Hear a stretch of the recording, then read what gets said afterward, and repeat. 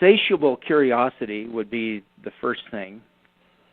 There's some people that wanted to be doctors and lawyers and get their PhD, and that's kind of where their intellectual drive was satisfied. And that part just never hit me. My drive came from wanting to understand how and why things work. And there's probably no better driver, Rich, for understanding how and why things work than to seeing it for yourself in various countries. We know how and why things work in the United States. But, why is Turkey our ally, and 70, 100 years ago they were not our ally?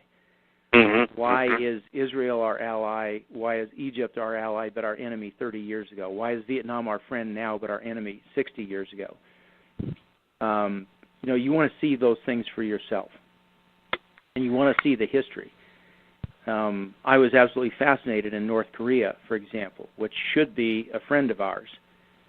But because of the ideological connections with China and Russia and Cold War politics and the poverty that is in North Korea and the fact that you have a cabal of leaders that would not be respected or accepted anywhere else in the world but have managed to create their own little fiefdom in this country, they are not going to let go of that anytime soon.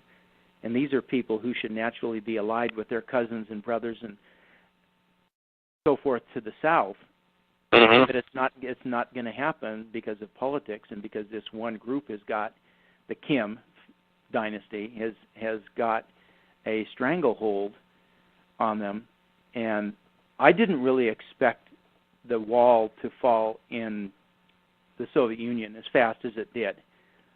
70 years.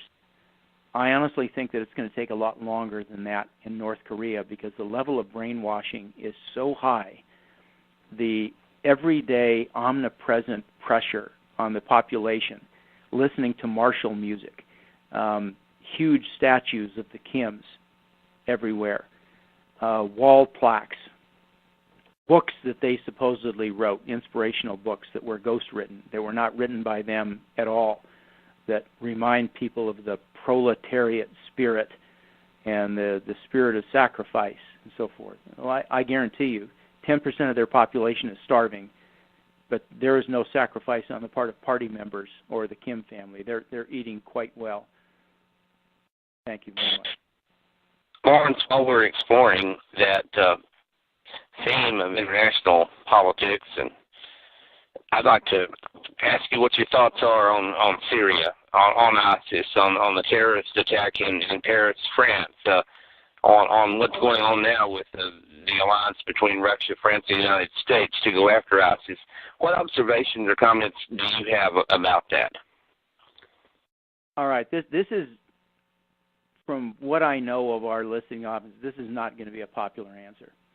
Okay. You already know me for what I am, and it's going to be a straight shot. Okay. Vladimir Putin is earning respect in a way that he would never be able to otherwise, but for the vacuum of leadership created by the United States. We have a president who is not a leader. I voted for him. I raised money for him.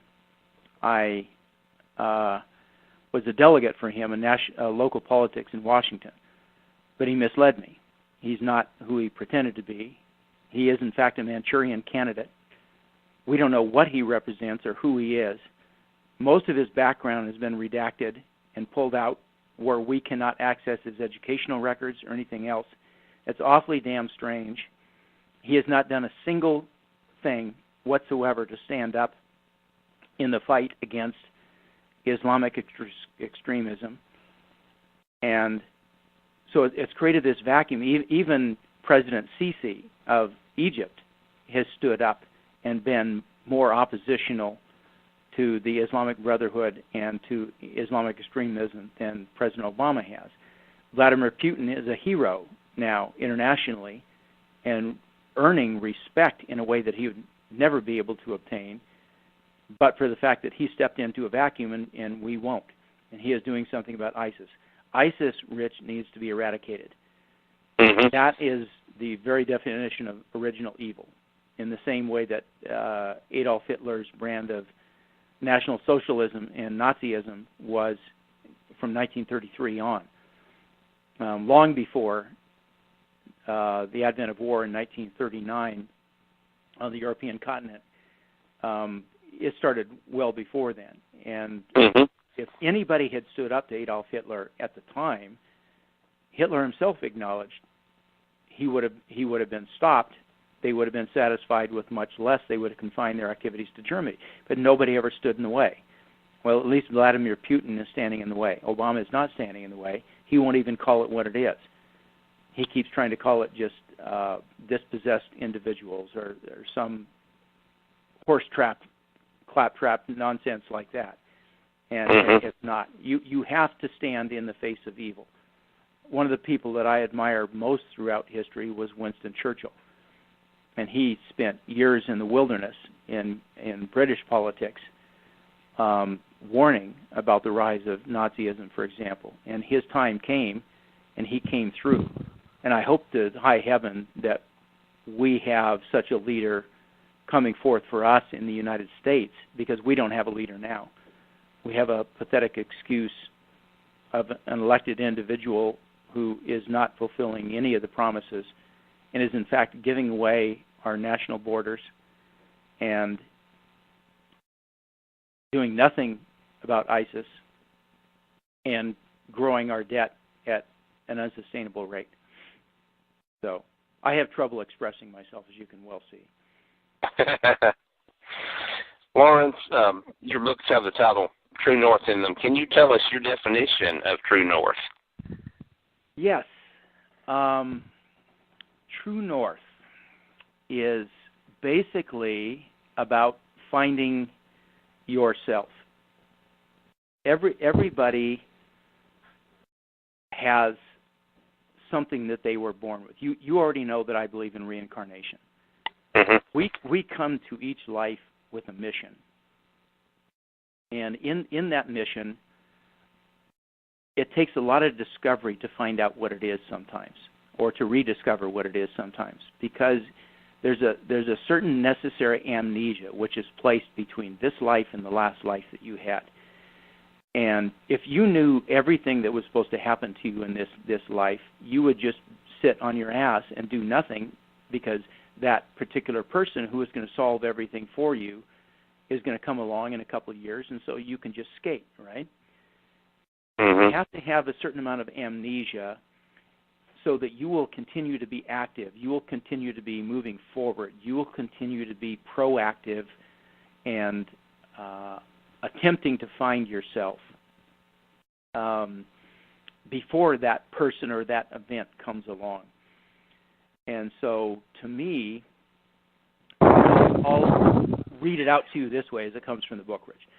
True North is our destiny. It means not only seeking your intended direction in life, but having the courage to follow both your instincts and your heart in getting there. It means trusting to your internal compass, no matter the wayward winds of personal doubt, peer pressure, family fears, public opinion, or economic necessity in the search for your most genuine self. It means both sensing and then pursuing the path of your highest calling, and it is the most difficult path of all. So basically it means you find your own path. You avoid peer pressure. You don't follow for, the old joke about the Jewish parents saying to their son, you got to be a doctor or a lawyer. You don't have any other choice. Maybe he wants to be a theater director. Maybe she wants to be a rock star. You have to find that path on your own. You have to avoid the peer pressure. You have to avoid other people's expectations. You have to avoid or discard other people's opinions. You can listen, but you can't be controlled by them. And when you're able to do those things, when you're able to recognize what individual unique path was set out for you, then you found your true north. Tying right in with this, I'd like to ask you, As you know the purpose for your travels, the sole purpose work, and is it a larger than a single life's work type mission? Oh boy, that's almost controversial. I'm going to go out on a limb here a little bit. I know of a number of my previous lifetimes, and I'm very lucky in that manner. And there's a process by which most anybody can do it if they're so willing. It's not easy. It's never an easy road, but there's a process by which you can find out about your mission and your thread from lifetime to lifetime. What I know about mine and part of my drive for traveling so much, and not just being in a country, but seeing a country well, seeing as much of it as I possibly can. And I don't, when I travel, I don't spend a lot of beach days. I don't get many rest days, and I get very little sleep. I sleep on the buses and stuff when I can, but I'm a dynamo. I'm seeing everything that I can, and part of it is to just learn everything that you can. And what I know about my past lives is when people are planning their next life, they have to decide who's your family going to be, who's going to be the actors that are in your life, what bit roles are they going to play, what lessons are you here to learn the next go-round, where are you going to live. And without going into a long dissertation on it, I will just say that part of my job is to help people establish, because of my travels and my familiarity with travel in this lifetime and in other lifetimes, part of my job is to help people make decisions on where they are going to spend, where they're going to be located in their next life. Does that make sense? Fascinating. In your own life, you come from a family of writers? Yes. Could you tell us a little about that? Well, my mother and father both worked for newspapers. My dad was both a editor and a reporter. He was in radio and TV for many, many, many years. My mother was a reporter. I was a reporter. I was the sports editor of a county paper when I was still in high school. And then as a Kodak All-American quarterback in college, I understand you were a sportscaster as well. Yes, since. Not during college while I was playing, but I used my sports expertise to do broadcasting later, and Comcast On Demand in the Seattle area market, for example. I still keep my foot in it now and then, doing some broadcasting, not as much as before. But the writing comes naturally. I have a deep desire to express myself. And I was very, very lucky, Rich, in that my parents never discouraged me from doing that. My parents never said to me, you can't do this. My parents always said to me, what do you want to do and how can we help? Oh, that's great. So that's great. Incredibly blessed in that way.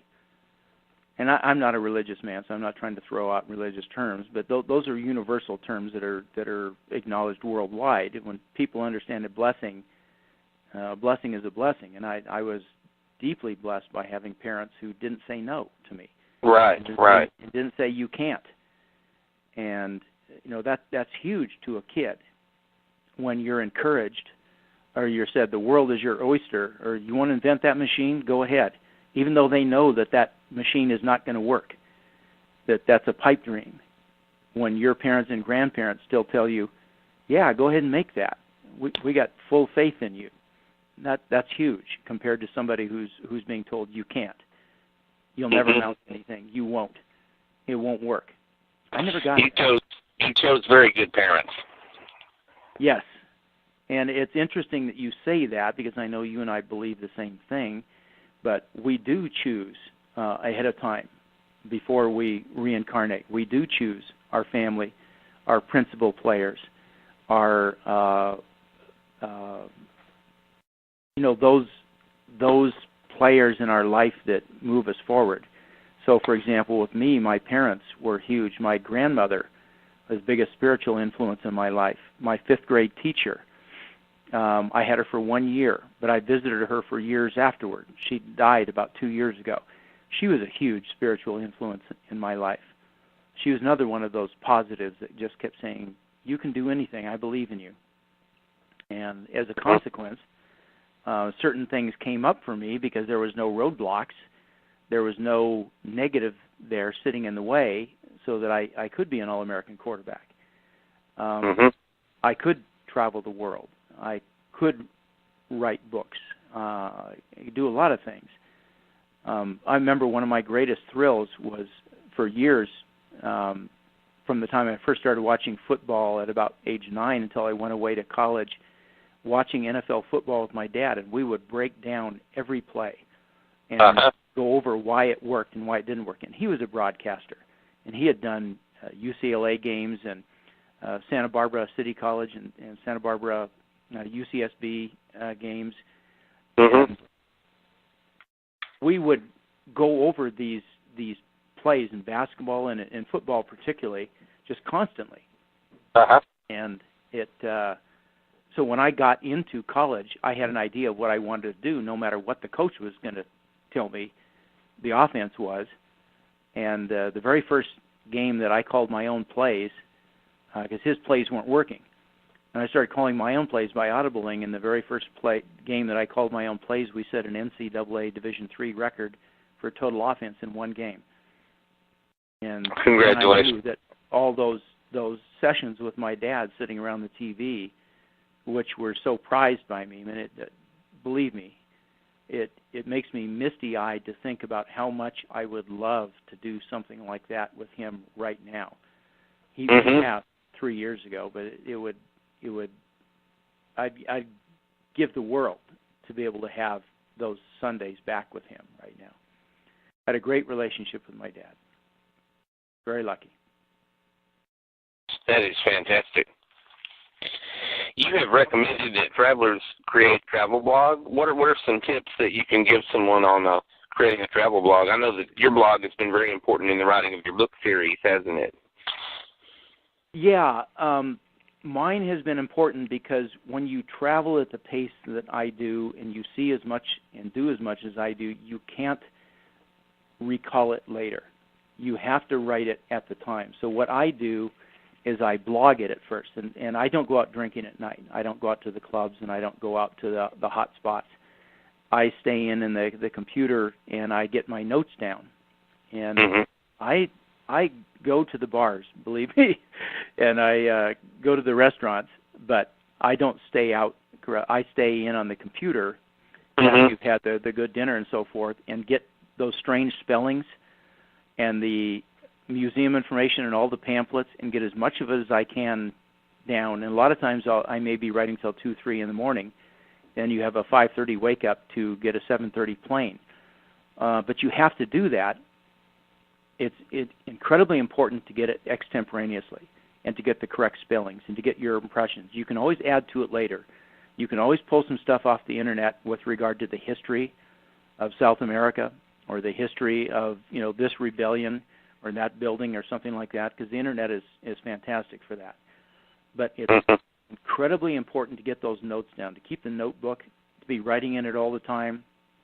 Take the photos, post the photos on Facebook with a caption, for example, that you can go back in and recall that later. But to get those names down, and also to establish foreign contacts. I have friends all over the world now that I can call on that will help me with an understanding of, what do you think about what's going on in ISIS right now? I can get a perspective from Jordan, from Egypt, from Syria, from Turkey, from Israel, and I don't have to count on just what's being spoon-fed to us in the United States. I can find out what locals in 10 different countries are thinking, and it helps develop my perspectives. Absolutely. Do that.